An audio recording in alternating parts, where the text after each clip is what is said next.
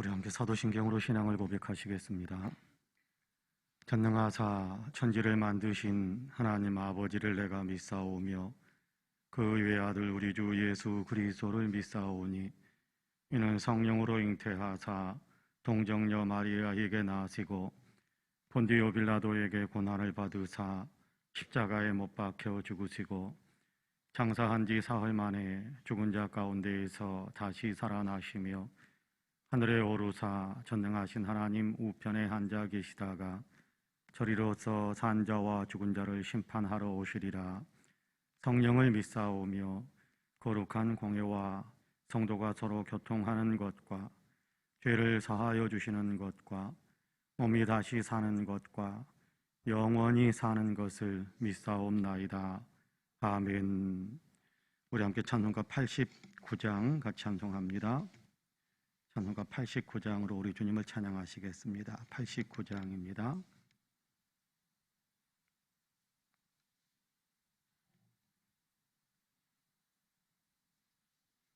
찬송가 89장입니다. 같이 찬송합니다. 샤론의 꽃 예수 나의 마음에 거룩하고 아름답게 피소서. 내 생명이 참 사랑의 향기로 간데마다 풍겨나게 하소서. 예수 샤론의 꽃 나의 마음의 사랑으로 피소서. 샤론의 꽃 예수 이 세상에서 어느 꽃과 비교할 수 있으랴. 나의 삶의 한결 같은 은혜와 사랑으로 가득하게 하소서. 예수 샤론의 꽃 나의 마음의 사랑으로 피소서. 샤론의 꽃 예수 모든 질병을 한이 없는 능력으로 고치사 고통하며 근심하는 자에게 그 신지과 소망 내려주소서. 예수 샤론의 꽃 나의 마음의 사랑으로 피소서. 샤론의 꽃 예수 길이 피소서. 주의 영광이 땅 위에 가득해 전하 만민 주님 앞에 엎드려 경배하며 영광 돌릴 때까지. 예수 샤론의 꽃 나의 마음의 사랑으로 피소서. 아멘. 하나님의 말씀은 마태복음 21장입니다. 마태복음 21장 12절에서부터 17절까지의 말씀입니다. 마태복음 21장 12절에서 17절까지의 말씀입니다.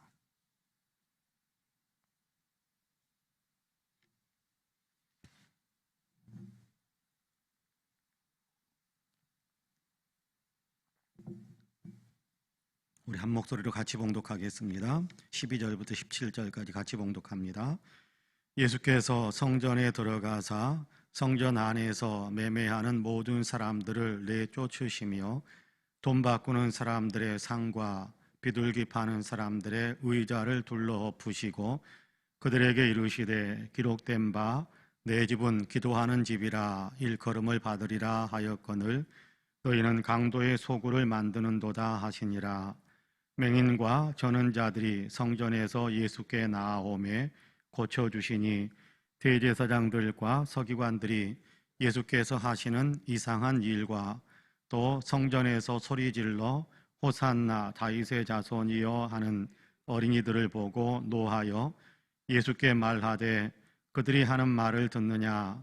예수께서 이르시되 그렇다. 어린 아기와 젖먹이들의 입에서 나오는 찬미를 온전하게 하셨나이다 함을 너희가 읽어본 일이 없느냐 하시고 그들을 떠나 성 밖으로 베다니에 가서 거기서 유하시니라.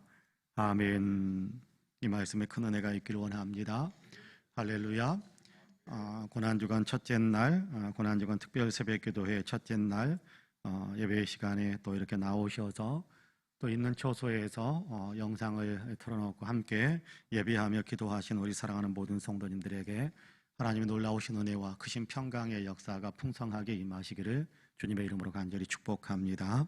오늘도 주님께서 승리하게 하시는 역사를 더해 주시어서 성령의 감동과 성령의 충만함 속에서 우리가 승리하며 주님의 영광을 더 크게 드러내며 살아갈 수 있는 복된 삶이 되시기를 주님의 이름으로 간절히 축복합니다. 아멘. 오늘 우리가 마태복음 21장 12절에서부터 17절까지의 말씀을 같이 읽었습니다. 어제가 종려주일이었는데 예수님께서 예루살렘 성에 들어가신 날을 우리가 기억하면서 기념하면서 종려주일 예배를 같이 드렸습니다. 함께 종려주일에 예루살렘 성에 들어가셨던 예수님에 대한 이야기를 우리가 같이 나누기도 했었지요. 그래서 그 본문이 오늘 우리가 읽은 본문 바로 앞에 있는 21장 1절에서 11절까지의 말씀이었습니다.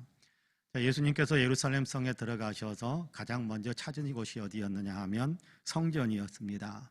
환영을 받으면서 예루살렘 성에 들어가서 예수님은 곧바로 아마 성전으로 들어가셨던 것 같아요. 그래서 성전을 가장 먼저 찾으신 그 주님의 모습을 오늘 우리가 읽은 겁니다.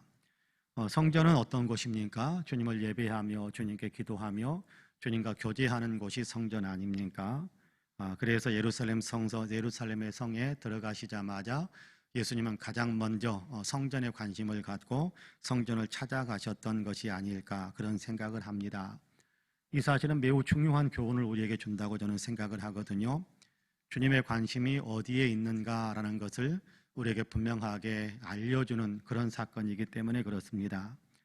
주님은 물론 주님이 창조하신 모든 세계, 주님께서 다스리시는 온 세상에 관심을 가지고 계시지만 그래도 주님은 주님을 예배하고 또 주님께 기도하고 주님과 교제하는 사람들에게 더 깊은 관심을 갖고 계신다라는 사실을 알려주시는 그런 사건이다라고 생각을 합니다. 주님이 이렇게 특별히 관심을 갖고 계신다.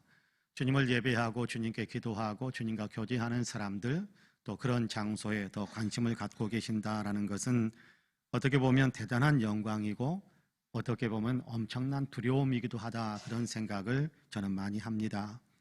주님 보시기 아름다운 모습을 하고 있다고 한다면 주님의 이 관심은 말할 수 없는 영광이고 또 상급이 따르는 일이 되겠지요. 반대로 주님을 인상 찌푸리시게 만드는 모습으로 서 있다면 주님의 이 관심은 책망이고 또 심판이 따르는 그런 결과가 나타나게 될 것이기 때문에 그렇습니다. 주님의 관심의 깊은 관심의 대상은 바로 예수 믿는 우리들인데 우리는 지금 주님 앞에 어떤 모습으로 서 있는 것일까라는 것을 우리가 스스로 점검해 봐야 하지 않을까라는 생각을 해봅니다.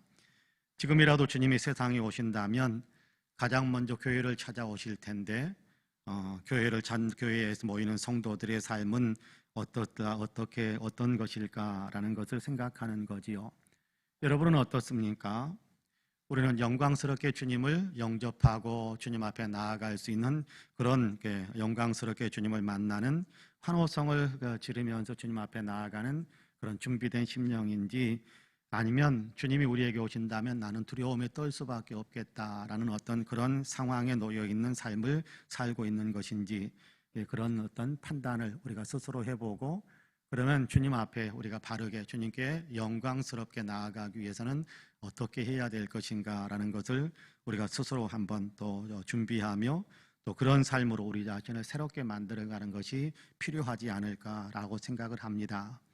저는 기왕이면 우리 모두가 다 영광스럽게 주님 앞에 서기를 간절히 원하기 때문에 그렇습니다. 그런데요, 예수님 당시 예루살렘 성전은 주님 앞에 아름다운 모습을 갖추고 있지 못했던 것 같습니다.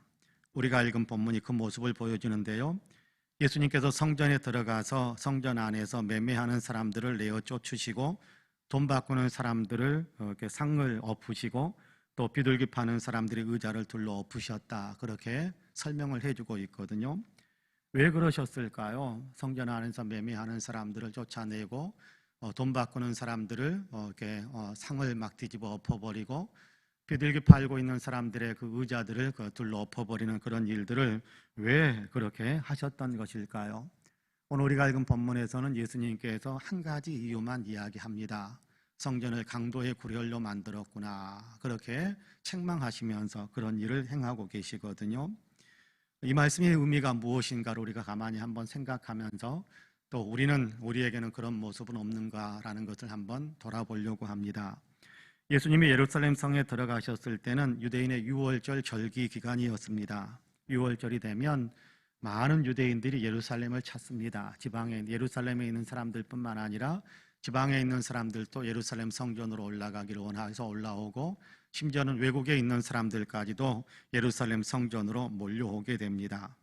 자료에 의하면 당시 예루살렘에 살고 있는 인구수는 약 7만 명 정도 된다는데, 6월절 절기가 되면 약 20만 명 정도가 예루살렘에 머문다고 그러니까 어마어마한 숫자가 예루살렘에 몰려드는 것이다라고 생각해 볼 수 있겠습니다. 모두가 다 6월절 제사를 드리기 위해서 몰려오는 것인데요, 제사를 드리기 위해서는 반드시 있어야 되는 것이 있는데, 그것은 바로 제물입니다. 가까운 곳에 사는 사람들이야 어떻게 해보겠지만, 멀리서 오는 사람들은 제물을 가지고 올 수가 없지요. 아니 설령 양이라도 한 마리 끌고 오려고 할 때 계속해서 업고 오르고 안고 오고 그럴 수는 없는 것 아니겠습니까? 1년 된 어린 숫양 그렇게 표현한다면 제법 많이 크게 되어서 안고 또 업는 것도 아마 힘든 그런 상황이 될 겁니다. 그러다 보면 자연스럽게 이렇게 몰고 오게 되고 끌고 오게 될 텐데, 끌고 오는 동안에 돌멩이에 부딪히기라도 한다든지 긁히기라도 한다든지, 나뭇가지나 또 이렇게 가시에 이렇게 긁히기라도 한다든지, 그래서 상처나 흠이 조금만 나면 제물로서는 불합격 그런 상태가 되어버립니다. 제물로 드릴 수 없는 처지가 되어버린다는 거지요. 그래서 제사를 못 드리는, 제사 드리기 위해서 끌고 왔는데 그걸로는 제사를 드릴 수 없는 그런 상황에 놓이게 됩니다. 그래서 제사 드리러 오는 사람들을 위해 성전에서는 그렇게 멀리서부터 제물을 끌고 오지 않아도 될 수 있도록 제물을 판매하는 일들을 했습니다. 멀리서 오는 사람들이 가축 동물의 값을 가지고 오면, 현금으로 가지고 오면 성전에서 그 현금을 받고 제물을 판매하는 그런 일들을 하게 된 거지요. 제물을 사서 제물을 바칠 수 있게 되는 겁니다.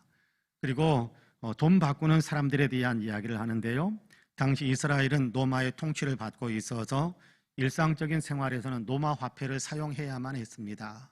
로마 화폐를 사용해야만 상행위가 정상적으로 이루어질 수 있게 되는 것이지요.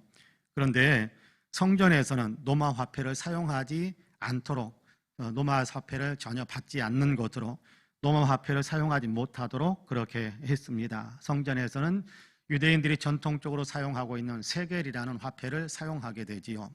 그래서 헌금을 하거나 또는 유대인들에게는 당연히 성전세라는 것이 있습니다. 반세겔, 한 해에 1년에 반세겔씩 성전세를 내게 되어 있는데, 이 성전 세금을 낼 때는 반드시 세겔로, 헌금을 내고 성전 세금을 낼 때는 반드시 세겔로 그렇게 헌금을 하고 성전세를 내야 했기 때문에 유대인들이 일상적으로 사용하는 로마 화폐를 가지고 와서 성전에 와서 그들이 일상생활에는 사용하지 않는 화폐인 세겔과 환전을 해야 됩니다.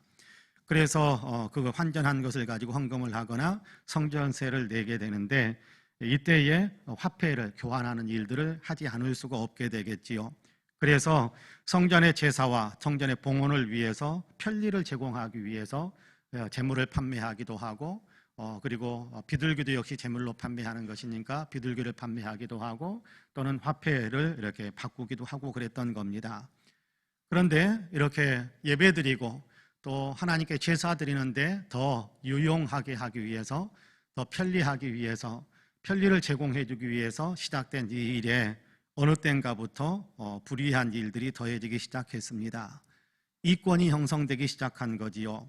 더 많은 이권을 챙기려고 동물의 값이나 화폐 교환의 가치를 터무니없이 부풀려서 받는 일들이 발생하게 되는 겁니다. 제사 드리러 온 사람들의 마음이 불편해지기 시작했겠지요. 세상 물정을 다 아는데, 양 한 마리 얼마인지, 비둘기 한 마리의 값이 얼마인지 다 아는데, 그리고 세겔 화폐의 가치가 얼마가 되는지 다 아는데, 그런데 성전에 와가지고 그것을 바꾸려고 하면 터무니없이 많이 달라고 하니까 아마 당혹스럽게 되었을 것입니다. 제사를 안 드릴 수는 없고 헌금을 안 드릴 수는 없고, 그래서 어쩔 수 없이 울며 겨자 먹기식으로 바꾸고, 그래서 이렇게 성전세를 내기도 하고 봉헌을 하기도 하고 제물을 바치기도 했겠지요. 그러나 마음의 불편함은 지울 수가 없었을 겁니다. 이렇게 한 번, 두 번 이런 일들을 겪고 나면 명절이 되어도, 유월절이 되어도, 또 장막절이 되고 초막절이 되어도, 무교절이 되어도 아마 성전에 올라가고 싶어 하는 마음들이 점점 아마 이렇게 퇴보하곤 했었을 것 같습니다. 성전에 올라가고 싶은 마음이 떨어지지 않을 수가 없었겠지요. 예수님은 이런 일들이 성전의 기능을 제대로 발휘하지 못하게 만든다라고 책망하시는 것이고, 이런 일들이 성전을 더럽힌다라고 판단하셨습니다. 그래서 매매하는 사람들을 쫓아내시고 돈 바꾸고, 사람 돈 바꾸고, 또 이렇게 돈 바꾸는 사람들의 상과 비둘기 파는 사람들의 의자를 둘러 엎으시면서 다 성전 밖으로 쫓아내셨던 것입니다. 성전 안에서 행했던 일들, 그것이 주님의 마음에 합하지 못한 일들이었던 것이지요. 그러면서 하시는 말씀이 13절 말씀인데 이렇게 말씀합니다.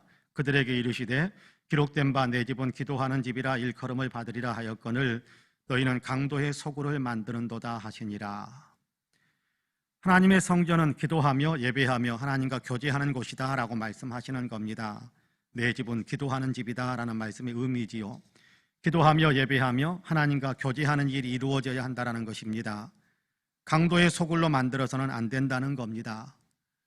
성전에 있는 모든 사람들이 다 강도 짓을 한다, 그런 얘기는 아니겠지만, 그러나 세상의 이권이나 세속의 이익을 챙기기 위해서 성전을 사용하고 성전의 이런저런 기능들을 사용하고 이용하려고 들어서는 안 된다라는 것을 말씀하시는 겁니다.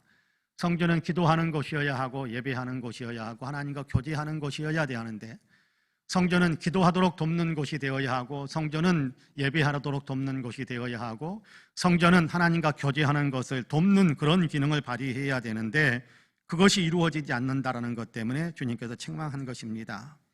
예수님이 책망하시는 말씀을 들었으면 여러분 어떻게 해야 되는 것이겠습니까? 성전이 바르게 쓰임받아야 한다는 주님의 말씀을 들었으면 여러분 어떻게 해야 맞는 것일까요?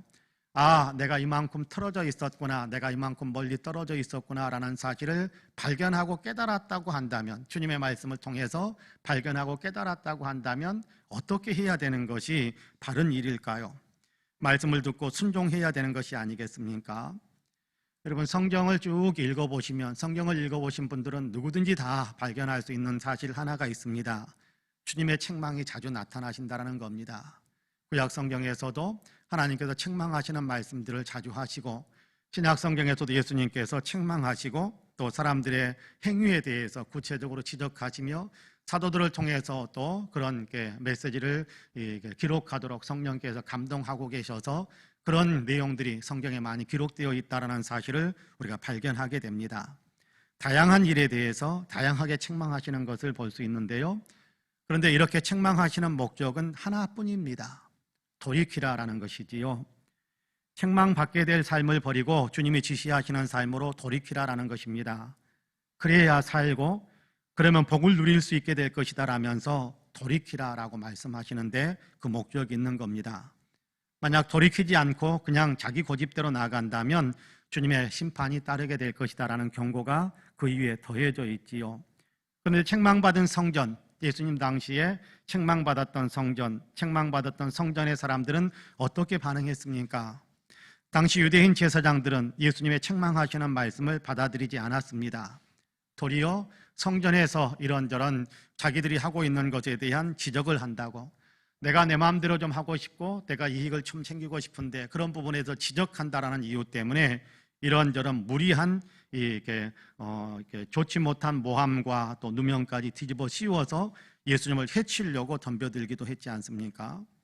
그 결과 예수님께서 말씀하신 대로 성전은 로마 장군 티토에 의해 돌 하나도 돌 위에 남지 않을 정도로 처참하게 파괴되고 말았다라는 사실을 우리는 역사를 통해서 알고 있습니다. 주님의 책망하시는 말씀을 듣고 따랐더라면 주께서 보호하셔서 안전하게 해주셨을 텐데 그렇게 되지 못한 것입니다. 여기에서 우리는 묻지 않을 수 없습니다. 우리의 성전은 어떻습니까? 우리의 성전, 우리가 모이는 이 성전은 어떤 기능으로 우리가 이렇게 쓰임받고 있고 어떤 기능으로 우리가 사용하고 있습니까? 여러분, 모여서 기도하고 모여서 예배하고 주님과 교제하는 어떤 그런 삶을 위해서 이 성전이 쓰임받고 있는 것인지, 이 성전을 사용하고 있는 것인지, 아니 이 우리 성전 안에서 우리는 강도의 소굴을 만드는 것은 아니겠지만 건물만 덩그러니 세워놓고 이 안에서 이루어져야 할 구체적인 영적 활동에 대해서는 우리가 너무나도 무감각하고 아무런 활동을 하지 않는 것이 된다고 한다면 이 성전은 성전으로서의 기능을 발휘하지 못하는 겁니다. 성전은 하나님께서 분명히 말씀하잖아요. 내 집은 기도하는 집이 되어야 한다. 성전은 기도하는 소리로 가득 차야 되고 성전은 예배하는 소리로 충만해야 되고 성전은 이곳에 와서 하나님과 교제하는 일들로 충만해져야 되는데 우리의 성전이 이 일이 이루어지고 있는지 우리는 점검해 봐야 될 것 같습니다. 물론 코로나 때문에 우리가 예배하는데 모이기 힘들고 기도하기에 모임이 힘들고 맞습니다. 그러나 핑계일 수 있다는 생각을 더 많이 합니다. 여러분, 우리가 예배당에서만 모이는 것이 아니고 우리 카페에서도 모이고 식당에서도 모이고 그런 일들이 세상에서는 많이 이루어지는데 코로나 때문에 우리는 예배당에는 못 오는데 식당에도 가고 카페에도 가고 동창회도 가고 이런저런 모임에는 다 갑니다. 그런데 같이 모여야 될 자리에는, 영적으로 같이 모여야 될 성전의 그 기능을 위해서는 우리가 제대로 행동하고 있지 않다고 한다면 여러분, 우리는 성전을 성전되게 만들지 못하고 있는 것이 아닐까, 그런 생각을 해봅니다. 우리는 회복해야 된다고 생각해요.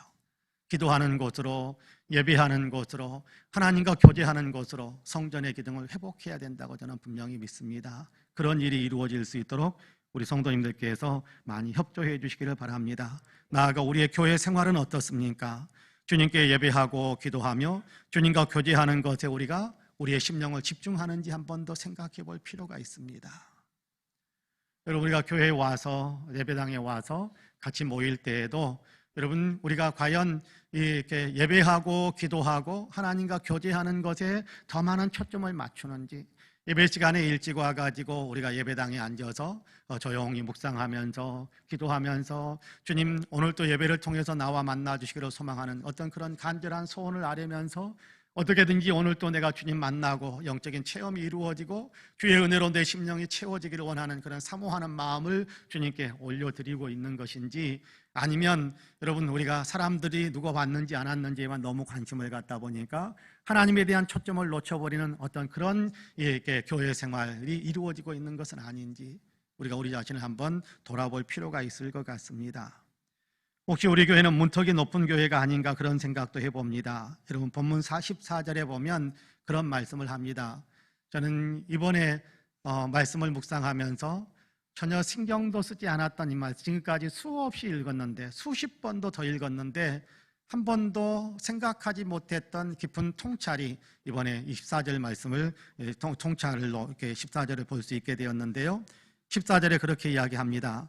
맹인과 전원자들이 성전에서 예수께 나오매 고쳐주시니 그렇게 말씀을 하고 있거든요. 이런 맹인과 전원자들이 성전에서 나왔답니다. 맹인과 전원자들이 성전 안으로 들어와서 그 성전 안에 계신 예수님을 만났다라는 거예요. 전율할 만한 일이었는데 왜 이걸 내가 몰랐을까? 왜 이 말씀에 깊이 관심을 두지 못했을까? 내가 아무것도 아닌 것처럼 그냥 쑥 읽어버렸기 때문에 그랬겠구나라고 생각이 되는데요. 여러분, 예수님 당시의 성전에는요, 맹인은 들어가지 못하게 되어 있습니다. 다리 저는 사람들 들어가지 못하도록 여러분, 문턱이 높아 들어가지 못하게 되어 있습니다. 그런데 예수님께서 성전에 들어가셔서 맹인도 들어오게 만들고 저는 자들도 들어오게 만드셨어요. 그동안에 높아져 있었던 유대인 성전의 문턱을 예수님께서 없애버린 거예요. 없애버린. 그래서 다 들어와서 예수님께 치유받아서 온전하게 건강하게 회복되게 만드시는 귀한 은혜를 성전 안에서 행하신 거예요. 못 들어올 사람을 들어오게 만들어서 치유받고 정상적인 일상의 삶으로 돌아가게 만든 거예요. 근데 이 사건을 15절에서는 유대인 제사장들이 이상한 일을 하고 있다 그렇게 표현하고 있어요. 도저히 성전에서 하지 말아야 될, 자기들의 생각에는 하지 말아야 될, 자기들의 생각에서는 해서는 안 될 일, 이상하게 생각한 어떤 그런 일들이 예수님께서 성전 안에서 이루셨는데 예수님은 성전의 문턱을 없애버리셨습니다. 여러분, 우리에게는 우리 예배당에 우리가 문턱을 쌓아놓고 있는 것은 아닌가 한번 가만히 생각해 볼 필요가 있는 그런 어떤 이렇게 통찰을 하게 하시는 그런 말씀이 아닐까 그런 생각을 해봅니다. 혹시라도 여러분 우리가 내 마음에 문턱을 높이 세워서 누군가를 예수 안에서 형제나 자매로 받아들이지 않고 있는 일이 있다면 그건 우리가 우리의 마음에 문턱을 쌓고 있는 겁니다. 내 중심이 되어져서 주님께서는 성전에 들어오도록 만드는, 주님께서는 교회 안에서 형제가 되고 자매가 되게 만드시는 그런 어떤 이 배려와 또 은혜와 주님의 어떤 계획 속에서 교회 안으로 사람들을 밀어 넣으시고 예배당 안으로 사람들을 밀어 넣으시는데, 그런데 우리가 내 마음속에 문턱을 높여가지고 우리 교인이 아닌 것처럼, 나와 함께 신앙생활에서는 안 되는 사람인 것처럼 그렇게 배척하고 있다면, 그러면 우리는 한없이 높은 문턱을 쌓고 주님과 반대로 행하고 있는 그런 어떤 삶을 살아가고 있는 것입니다. 여러분, 우리의 마음의 문턱을 없앨 수 있게 되기를 간절히 소망합니다. 우리의 마음의 문턱을 없애야 되는 겁니다. 주님은 문턱을 없애시는데 우리가 계속 내 마음의 문턱을 쌓아간다면 주님께서 기뻐하지 않으실 것입니다. 여러분, 고난주간이라고 그렇게 이야기하지요. 고난주간. 주님께서 고난당하시는 한 주간의 삶을 가만히 생각하면서 주님께서 무엇 때문에 고난당하셨는가 우리가 묵상하는 거지요. 주님께서 우리의 잘못을 고쳐주시려고 고난당하시고, 주님께서 우리의 어리석음을 깨우쳐 주시기 위해서 고난당하시고, 주님께서 우리의 죄를 용서받게 하시려고 고난당하셨지 않습니까? 고난주간에 우리가 주님의 고난에 같이 참여하기를 원한다라는 그런 마음으로 우리가 한 주간을 보내게 되는데, 여러분, 우리도 주님의 고난에 참여한다라는 것이 뭐겠습니까? 마음의 태도를 주님께서 원하시는 내용으로 바꾸는 거겠지요. 그렇지 않겠습니까?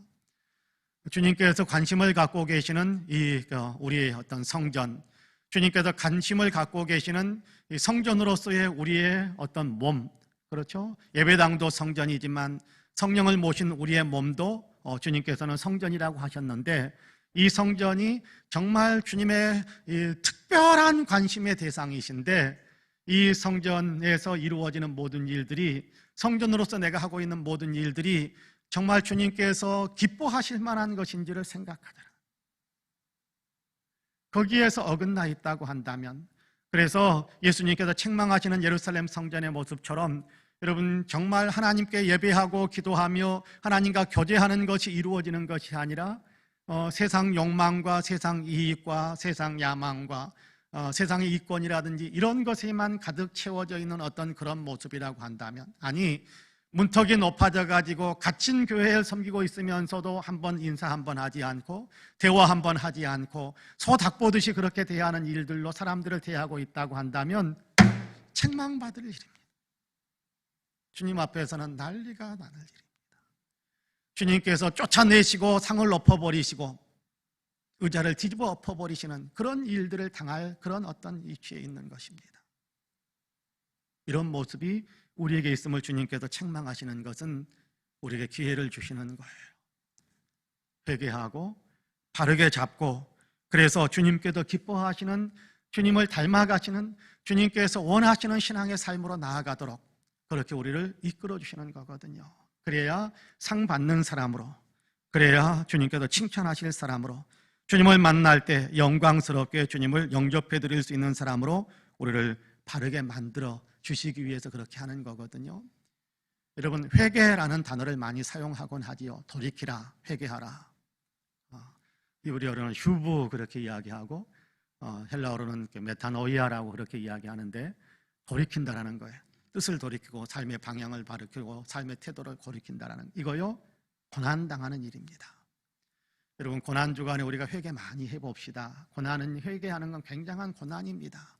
내가 지금까지 옳다고 생각하고 있었던 삶의 방향, 내가 옳다고 생각했던 삶의 태도를 주님 앞에서 보니까 이것이 잘못되었다는 걸 깨닫는 그 순간 엄청난 통증이 내 안에 올 겁니다.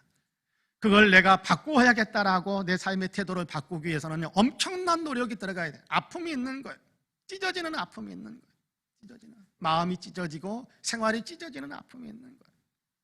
그러면 괜히 우리가 고난주간, 말만 고난주간이 아니라 정말 성전으로서 우리의 교회 생활, 성전으로서 내 자신의 영성 생활에 주님께서 책망하실 분이 있는가를 돌아보면서 정말 통회하고 회개할 수 있는 그런 마음들을 갖는 겁니다. 그것이 주님의 고난에 참여하는 가장 중요한 삶의 태도라고 생각을 해봅니다. 고난주간 첫째 날 새벽기도에 참석하셨으니 참 잘하셨습니다. 성전을 깨끗하게 만들기 원하시는 주님의 마음을 우리의 마음이 온전히 그렇게 받아들일 수 있게 되기를 간절히 원합니다. 주님이 우리를 책망해 주시는 것은 사랑하기 때문입니다.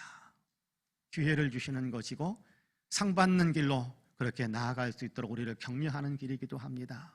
바라기는 저와 여러분이 이 고난주간에 주님, 내 삶의 모습 속에서 이런 부분이, 주님 말씀을 듣고 보니까, 주님 십자가 앞에서 내 자신을 보니까 이런 부분이 주님 앞에 부끄러운 부분입니다. 끊어낼 수 있도록 도우시고 끊어내게 싸우니 성령으로 함께 하셔서 저를 변화시켜 주시고 변화되도록 도와주옵소서라고 많이 기도할 수 있는, 그래서 주님께서 기뻐하시는 성전의 기능, 우리 송파 은혜교회의 어떤 기능, 그리고 성도로서 내 영성의 기능이 온전히 회복될 수 있게 되기를 주님의 이름으로 간절히 축복합니다. 아멘. 기도하겠습니다.